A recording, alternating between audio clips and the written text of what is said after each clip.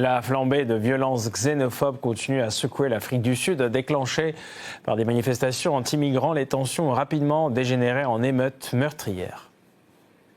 Depuis la fin avril, les rues des grandes métropoles sud-africaines sont le théâtre d'une colère grandissante. Des centaines de manifestants réclament l'expulsion massive des migrants en situation irrégulière, invoquant des problèmes d'insécurité et l'effondrement des services publics. Cependant, ce qui avait commencé comme une manifestation a pris une tournure dramatique. Le 2 mai, les manifestations ont dégénéré en violence, pillage, destruction et pertes humaines. Les entreprises appartenant à des ressortissants étrangers seraient les principales cibles de cette colère. Des vidéos non vérifiées mais largement diffusées sur Internet montrent des assassinats. Parmi les victimes figuraient, selon certaines sources, des ressortissants nigériens. Le climat s'est envenimé après le discours du 27 avril du président Cyril Ramaphosa, dans lequel il appelait pourtant à la retenue.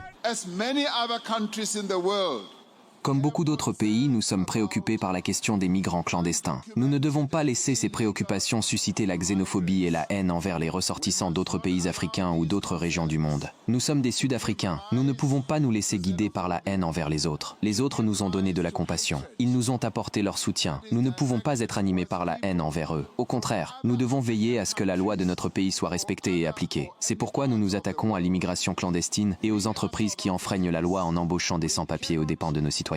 Malgré les présences policières et les avertissements répétés des autorités, les violences persistent. Le sentiment anti-migrant explose dans les quartiers les plus pauvres. L'Afrique du Sud, longtemps considérée comme l'une des économies les plus industrialisées du continent, attire des millions de personnes en quête d'opportunités, dont on estime qu'entre 3 et 5 millions sont des migrants sans papier. Pour certains, les ressortissants étrangers ne sont pas considérés comme des voisins, mais comme des rivaux, pour des emplois rares et une aide publique limitée. Pourtant, dans les communautés où les inégalités sont profondes et où le chômage reste obstinément élevé, le ressentiment s'est enraciné. Face à cette escalade, le secrétaire général des Nations Unies, Antonio Guterres, a récemment condamné avec fermeté les violences xénophobes, appelant au respect des droits et à l'apaisement.